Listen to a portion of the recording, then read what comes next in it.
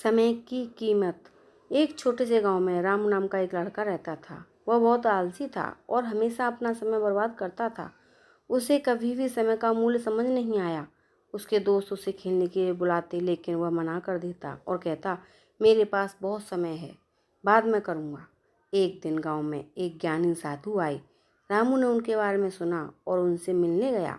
साधु ने रामू से पूछा, बेटा तुम क्या चाहते हो? रामू ने कहा, महाराज मैं जीवन में सफल होना चाहता हूँ, लेकिन मुझे कुछ करने का मन नहीं करता।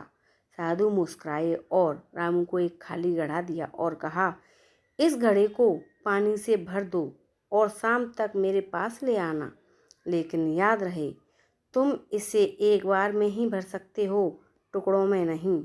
रामू घड़ा लेकर घर आ गया। उसने सोचा कि यह तो बहुत आसान है। उसने दोपहर तक इंतजार किया और फिर घड़े को भरने के लिए निकला, लेकिन जब वह कुएं पर पहुंचा तो उसे याद आया कि उसके पास कोई बाल्टी नहीं है। वह एक बाल्टी ढूंढने गया, लेकिन उसे देर हो गई। शाम होने लगी और सूरज ढलने लगा। रामू घड़ा नहीं भर पाया। वह उदास होकर साधु के पास लौटा। साधु ने उससे पूछा, क्या हुआ बेटा, घड़ा नहीं भरा?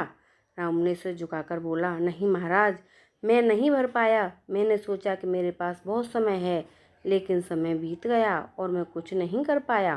साधु ने रामू को समझाया, देखो बेटा, समय भी इस घड़े की तरह है, यह एक बार ही मिलता है और अगर तुम इसे सही समय पर नहीं भरते तो यह खाली ही रह जाता है। अगर हर पल की कीमत है, जो समय आज तुम्हारे पास है वह कल नहीं होगा। रामू को अपनी गलती का एहसास हुआ। उसने साधु को धन्यवाद दिया और उस दिन से उसने अपना समय बर्बाद करना छोड़ दिया। वह हर काम समय पर करने लगा और कड़ी मेहनत की। धीरे धीरे वह अपने जीवन में सफल हो गया। तो दोस्तों, आपको मेरी कहानी कैसी लगी कमेंट करके ज़रूर बताना। मेरे चैनल पर नए हो तो मेरे चैनल को लाइक शेयर सब्सक्राइब करना। मिलते हैं एक और नई कहानी के साथ, तब तक के लिए धन्यवाद। Thank you.